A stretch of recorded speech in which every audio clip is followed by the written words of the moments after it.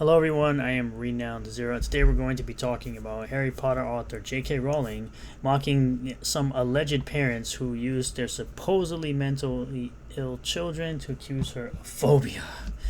Let's go right into this article from Bounding into Comics. Harry Potter author J.K. Rowling recently took to Twitter to mock a number of alleged parents who were using their supposedly mentally ill children to accuse her of phobia due to her lukewarm criticism of transgender ideology. Rowling shared 4 screenshots on Twitter, including one that Twitter labeled automated, that told stories using their alleged mentally ill children to accuse her of phobia. The automated user wrote, quote, "My trans daughter used to love your books, but after you became a bigot, she cried and asked me, 'Daddy, why do people hate those who are different from them?' I don't know, baby, I don't know." Yeah, it says it right there. It says automated, which means it's not real. It's a bot, essentially. Another tweet that now appears to be deleted from SSE Pickle read, quote, "J.K. Rowling, I have a 12-year-old trans daughter and she cries every time she sees one of your phobic posts." Yeah, okay, sure. I'm pretty sure that child's not on Twitter. She's a huge fan of Harry Potter, but seeing the author of her favorite book series be so bigoted is heartbreaking. Please, J.K., make my daughter happy again. Yeah, this sounds really, really fake, I'm just saying. And by the way, they got ratioed, of course, because this is probably fake. That's why they deleted it. A third one from Marco Wote, to which, by the way, do not interact with any of these people, reads, quote, "My trans daughter used to love your books, but after you became a bigot, she cried and asked me, 'Daddy, why do people hate those who are different from me?' I don't know, baby." It's the same exact thing that this person, basically this fake account, said. Finally, Rowling shared a fourth one from Soy3, who tweeted, "J.K. Rowling, I have a 12-year-old trans daughter. She cries every time she sees one of your phobic posts. She's a huge fan of Harry Potter. I see where we're going with this, right? It's essentially all bots talking a bunch of noise, some fake-ass tweets, essentially." Rowling shared all 4 of these tweets and wrote, quote, "My 1-year-old son just looked up from Twitter and said, 'Mummy, why have you made these very real children sad with your heinous yet unevidenced bigotry?' Then he ran upstairs and burned all his Potter books. I was so damn ashamed that I almost forgot the kid was imaginary." Oh my god, J.K. Rowling is so based. Even though she's a leftist and she's an uber feminist, at least she speaks out against this bullshit erasure of women. Unlike the people who like to claim she's a TERF, she actually speaks out against this weirdo transgender ideology that essentially is out there to erase real women. The accusations against Rowling publicly began when Rowling chose to like a tweet in support of Maya Forstater, who was fired from her job for stating that men cannot turn into women. That's a fact. After like a tweet in support of Forstater, Rowling publicly backed her in December 2019, writing, "Dress however you please, call yourself whatever you like, sleep with any consenting adult who will have you, live your best life in peace and security, but force women out of their jobs for stating that sex is real.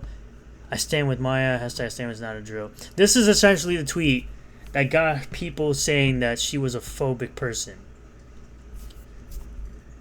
Essentially saying you could live your weirdo life any way you want, but stop forcing real women out of their jobs for stating a biological fact that sex is real, that biology is real. This is the tweet. For all the idiots out there who will probably watch this video and don't understand that they're dumb and don't understand why they're mad at J.K. Rowling. In June 2020, Rowling would elaborate on her thoughts about sex and gender issues and came out in support of bodily mutilation.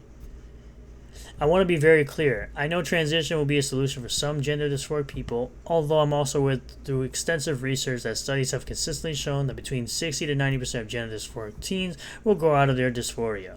However, she couches her support of bodily mutilation by having limits put on it, and the removal of those limits is one of the main reasons why she has taken the stance she has.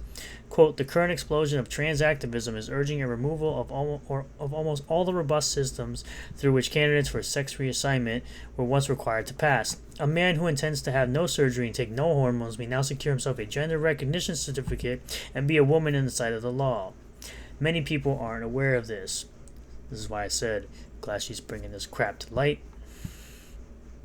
She also claims this transgender ideological movement is misogynistic. It clearly is. It's a bunch of men pretending to be women, something that they'll never be. No matter what they do to their bodies, they'll never be actual women. I've read all the arguments about femaleness not residing in the sexed body and the assertions that biological women don't have common experiences, and I find them too deeply misogynistic and regressive. It's also clear that one of the objectives of denying the importance of sex is to erode what some seem to see as a cruelly segregationist idea of women having their own biological realities, or just as threatening, unifying realities that make them a cohesive political class. But as many women have said before, woman is not a costume. Woman is not an idea in a man's head. Woman is not a pink brain, a liking for Jimmy Choos, or any of the other sexist ideas now somehow touted as progressive. She also related. Moreover, the inclusive language that calls female people menstruators and people with vulva strikes also birthing person. Birthing person's another one. Or breastfeeder or whatever, chest feeder. Many women as dehumanizing and demeaning. I understand why trans activists consider this language to be appropriate and kind, because they're retarded. For those of us who've had degrading slurs spat at us by violent men, it's not neutral, it's hostile and alienating. If Rowling hadn't already made it clear that she believes people can indeed transition from male to female and female to male, she wrote, I believe the majority of trans-identified people not only pose zero threat to others, but are vulnerable for all the reasons I've outlined. Trans people need and deserve protection. Like women, they're most likely to be killed by sexual partners. Trans women who work in the sex industry, particularly trans women of color, are a particular risk. Like other domestic abuse and SA survivor I know, I feel nothing but empathy and solidarity with trans women who've been abused by men. Although I don't know how a man is abused by whatever. She then added, so I want trans women to be safe. At the same time, I do not want to make NATO girls and women less safe, which is essentially what they're trying to do by allowing biological males to enter women's spaces and locker rooms and bathrooms, etc., etc. When you throw open the doors of bathrooms and changing rooms to any man who believes or feels he's a woman, and as I've said, gender confirmation certificates may now be granted without any need for surgery or hormones, then you open the doors to any and all men who wish to come inside. That is the simple truth. Rowling stance is indeed lukewarm. I am typically not. Okay. Pope Francis noted in an interview with Elatia that gender ideology leads to error. He said, let us not play with truths. It's true that behind all this, we find gender ideology. In books, kids learn that it's possible to change one's sex. Could gender to be a woman or to be a man be an option, not a fact of nature? No, it's a fact of nature. It's biologically correct that you're either a man or a woman. You cannot be the other one.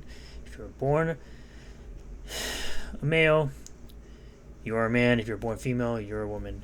That's it. There's no interchanging the two. Personally, I don't like to read any of this type of stuff, but overall, all in all, I should say J.K. Rowling is essentially calling out the nonsense with the transgender ideology, basically showing that there's people out there making these fake tweets about these fake children that these fake parents supposedly have, and she's just calling it out and making fun of it at the same exact time. Just like she makes fun of all the weirdos and trans activists who wanted to boycott Hogwarts Legacy and boycott her books. Meanwhile, she is a billionaire. You can boycott all you want, which, by the way, the boycott for Hogwarts Legacy failed. It is officially a $1 billion franchise after the recent versions of the game came out for Xbox One and PS4. And she's now going to be mostly in control of the Harry Potter reboot series. So, all in all you trans activists are just fucking weirdos. Thank you all for checking out this video. I really do appreciate all the new subscribers, returning subscribers, new viewers, returning viewers. If you liked the video, hit the like button, comment below what you feel about all this, subscribe for more content, hit the bell for notifications, click on the bell and set it to all. That way you get notifications anytime I post a new video, and I will see you all on the next one. Peace.